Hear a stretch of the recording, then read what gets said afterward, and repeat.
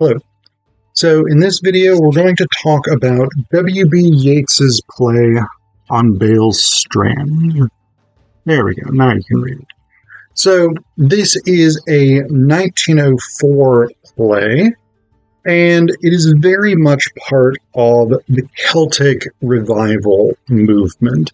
So in the late 19th and early 20th century in Ireland, there was a major resurgence of interest in traditional Celtic mythology, the Irish language, Celtic fashion, and this is sort of a weird thing, right? Because it was an attempt to reconstruct a pre-colonial Irish culture that is prior to colonization by the British and the imposition of British, or more specifically, English norms. And some of this was genuinely proper, good stuff, right? Like the reconstruction of the Irish language and the foundation of Irish language schools, the recovery and translation into English, which was, of course, the overwhelmingly spoken language in Ireland at the time. But the recovery, the publication, the transmission, translation of traditional Irish literature and myths, etc., etc. But then some of it was not quite as historically accurate, right? Like there was a movement among Celtic revivalists, not all of them, but some of them, to sort of promote the wearing of saffron kilts. Now, I have a saffron kilt, but it's not traditionally Irish, right? The kilt is not an Irish thing. The Irish never wore them historically, but you get what I'm saying, right? So it's sort of a weird movement, right? But it is a movement rooted in Irish nationalism and this desire to distinguish Irish history, heritage, and culture from British history, heritage, and culture, and to reclaim pride in a distinctly Irish identity, as opposed to an Irish identity rooted in the experiences of colonialism. So, On Baile's Strand is in this vein, right? And it dramatizes one of the stories about Cuchulain. Cuchulain was one of the most famous of mythical Irish heroes. He was central to the Ulster cycle. Cuchulain, to the extent that he was historical, which I'm not an expert on this, but my sense is he's sort of one of those like Robin Hood, King Arthur type figures where there are historical people who then get sort of mythologized into the legend of Cuchulain. So he would have been probably from the area that's now Antrim, which is in Northern Ireland today. At the time, it was a place called Uleid, which I don't speak Irish. Irish is a very notoriously difficult language for Anglophone speakers. I'm probably pronouncing that right. Colin, I'm reasonably certain I am pronouncing right because I have taken a class on medieval Irish literature and Cuchulain. We read some of the stuff with Cuchulain in it. So some of this I'm reasonably certain I'm getting right. Uleid, I think I may be mispronouncing, but I can't remember how. So anyway, but he was this big Irish hero. And in the beginning of On Baile's Strand, we have this sort of set up, right? This idea of Cuchulain as this legendary, amazing figure doing these great feats in the vein of like Gilgamesh or Samson or Beowulf, figures like this, right? So we start with a blind man and a fool, and they've stolen a chicken. Specifically, the fool has stolen a chicken at the direction of the blind man, who is now going to cook it, and he ends up eating it, and just sort of leaving the fool with the bones and feathers and stuff. So there's a comic underplot, which is the real frame of the narrative, beginning and end. But the setup is that these two guys are hanging out, and the blind man is telling this story about having seen a red-headed young man, or not having seen because he's blind, but having sort of heard that a red-headed young man has arrived on the beach. And what he says here is, I heard the men who were running away said he had red hair, that he had come from Aphis country, which is in Scotland, the island, the western islands of Scotland, probably. That he had come from Aphis country, that he was coming to kill Cuchulain. And the fool says, nobody can do that. And then to a tune, which I'm not going to sing because I don't sing, he says, Cuchulain has killed kings, kings and sons of kings, dragons out of the water and witches out of the air. Bonachas and people of the woods. Again, I'm probably pronouncing those terms wrong, but those are sort of like banshees, I think. So this sort of goes on for a little while, right? The fool sings these praises of Cuchulain about these amazing deeds that he has done. So we're getting this setup, right? And this, I think, is an important component of this from the perspective of sort of Celtic revival, because this was not necessarily an audience that you could count on to know the legends of Cuchulain, right? A lot of Irish culture, history, literature, myth had been repressed both by the Catholic Church, who traditionally saw this as pagan-rooted, even though later versions of the legends written down, in much the same way that, like, Beowulf is Christianized when it gets written down by Christian monks, a lot of the Cuchulain stories and the other Irish mythology are Christianized when they get written down. And it's repressed by the British, obviously, because people like Cuchulain, like Finn McCool, like Conchobar, who's also in this story, they represent these sort of Irish this Irish identity and resistance to external control. And so you can't necessarily count on the audience to be super familiar with who Cuchulain is. But if you set him up as this great champion and hero, again, in the vein of people like Gilgamesh, Samson, Beowulf, whatever it is, then that becomes a source of pride. And this is an interesting bit, because there is a sort of minimally self-reflective component here that I don't know that Yeats necessarily sort of intended as a critique of Celtic revivalism.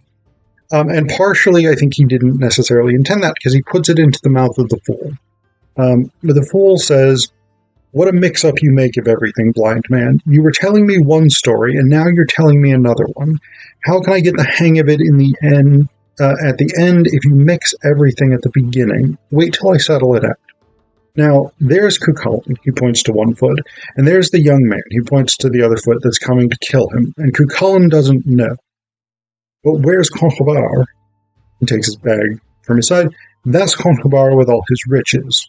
Cuchulain, young man, Conchobar, and where's Aoife? He throws up his cap. There's Aoife high up on the mountains in high hungry Scotland. And here's where it gets interesting.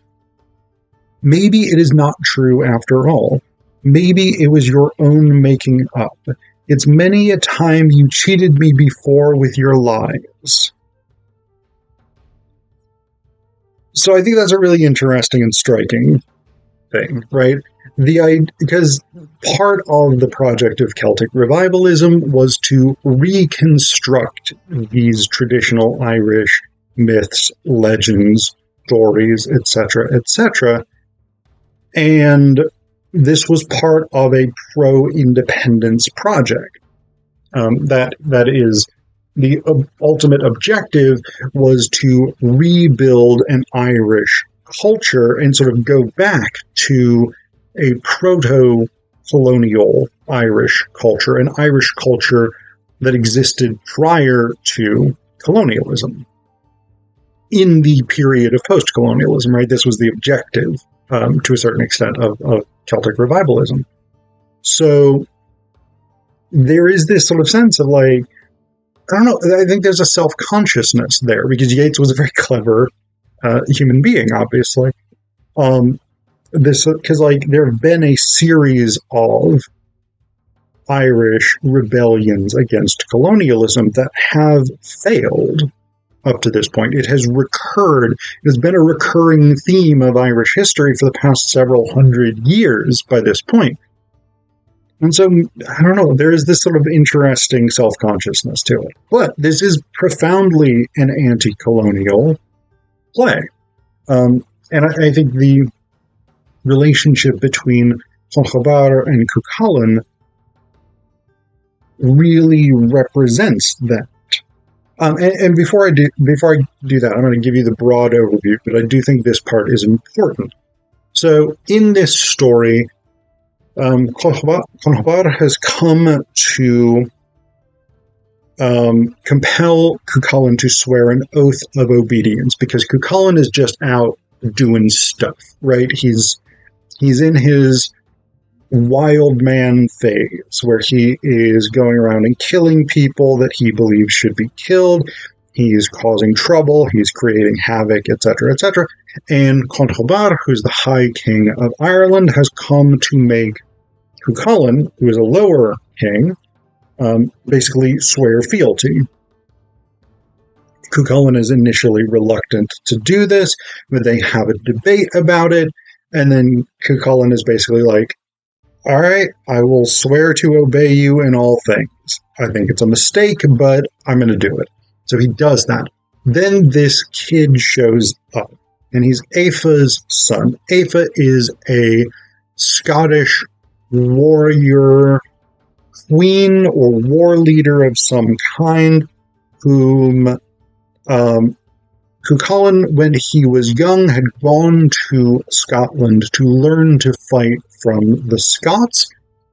He had faced Aoife in battle. He defeated her, carried her back to his camp, and then the exact nature of their relationship is not 100% clear. It seems to be a bit of a sort of like Theseus and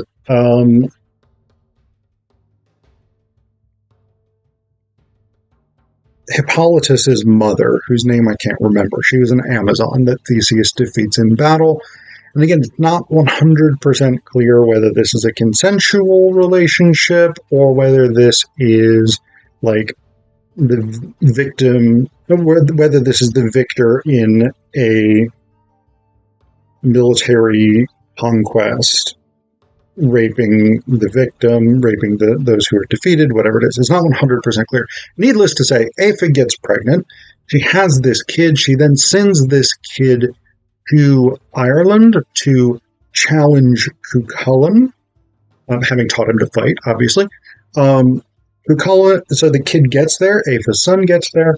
Aoife and Cuchulain's son gets there. He does not know that it's his son, but Cuchulain is like, hey, you seem like a cool dude. Let's fucking hang out and go hunting and feasting and stuff. And Conchobar is basically like, no, this kid showed up, he issued a challenge, you're going to fight him to the death. So Cuchulain is really resistant to doing this. He doesn't necessarily know why, but he seems to have an intuition that maybe this is a bad idea, but he has sworn an oath of fealty to Conchobar to follow his instructions. So Conchobar commands him to fight. He fights. The two of them fight. Cuchulain kills his son. He then finds out in on Baile Strand by Yeats, he finds out from the blind man and the fool, basically, that this was his son. So he goes mad and he fucking tears down to the water, the ocean. He's got his sword. He is attacking the ocean, thinking that he is killing Conchobar. And basically, he just walks out into the ocean, just fighting the waves, where presumably he drowns. So, the bit that I think is most striking is this bit early in the interactions between Cuchulain and Conchobar. So Conchobar, so they're sort of debating whether or not Cuchulain should take this oath of fealty, and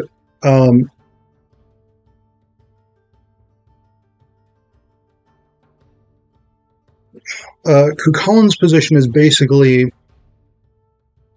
anyone who gets my allegiance must have earned it. And Conchobar does, but his children have not. So there's a whole succession issue. So Conchobar says, I would leave a strong and settled country to my children. Cuchulain says, and I must be obedient in all things. Give up my will to yours, go where you please, come when you call, sit at the council board among the unshapely bodies of old men. I, whose mere name has kept this country safe, I that in early days have driven out Maeve of Crunach and the northern pirates, the 100 kings of Scotia and the kings out of the garden in the east of the world. Must I, that held you on the throne when all had pulled you from it, swear obedience as if I were some cattle-raising king? Are my shins speckled with the heat of the fire, or have my hands no skill but to make figures upon the ashes with a stick? Am I so slack and idle that I need a whip before I serve you? And Conchobar says, no whip, Cuchulain. But every day my children come and say, this man is growing harder to endure. How can we be at safety with this man that nobody can buy or bid or bind? We shall be at his mercy when you are gone. He burns the earth as if he were a fire, and time can never touch him, Cuchulain. And then Cuchulain says, there's a typographical error here. So Cuchulain says, and so the tale grows finer yet, and I am to obey whatever child you set upon the throne as if it were yourself. And Conchobar says, most certainly. I am high king, my son shall be high king. And you, for all the wildness of your blood, and though your father came out of the sun, are but a little king, and weigh but light in anything that touches government, if I put into the balance with my children. So this is an interesting engagement, because Cuchulain seems to be presenting the ethos of independence, freedom, liberty, right? And so, in this sense, because he is pretty unambiguously the champion of Ireland in a Celtic nationalist, Celtic revivalist context, Cuchulain seems to be speaking on behalf of the Irish people against British imperialism, right? This idea of, I should be free, I am strong and joyful, my liberty matters. And Conchobar represents a kind of British position, which is that we need stability, and as the lesser of the British Isles, Ireland needs to submit to the greater of the British Isles, right? So this last thing in the bit that I read, I am high king, my son shall be high king, and you for all the wildness of your blood, and though your father came out of the sun, are but a little king, and weigh but light in anything that touches government. We could very easily imagine the British saying this to the Irish, right? I am Queen Victoria, for basically up until this play. I am King George, because it's George the Fourth. No, George the Fifth. who takes over after Queen Victoria. I get the Georges confused sometimes. It's George V, I think. Right? I am the king of Britain, the British Empire, Ireland, India, etc. Right? You are the Irish. You are a little people. We are a big people, right? And we can definitely see this kind of thing. And the fact that Conchobar turns out to be wrong and Cuchulain turns out to be right, and that obeying Conchobar against his better judgment leads to Cuchulain killing his own son is, I think, a significant component of the plot, right? Because one of the, and this is pretty pervasive in sort of post-colonial, in colonial into post-colonial ethos, right? Is this sort of sense of like, our children, the children of our nation should inherit our nation. There is very much a future orientation. And so when Cuchulain kills his son with Aoife, it represents the destruction of that future. And so following the commands of Conchobar means that Cuchulain has destroyed his family's future, his kingship's future. And by extension, to the extent that Cuchulain is aligned with Ireland, the destruction of Aoife's son is the destruction, or the symbolic destruction, of Ireland's future as a free and independent country by submitting to the will of the British, who in this case are aligned with Conchobar.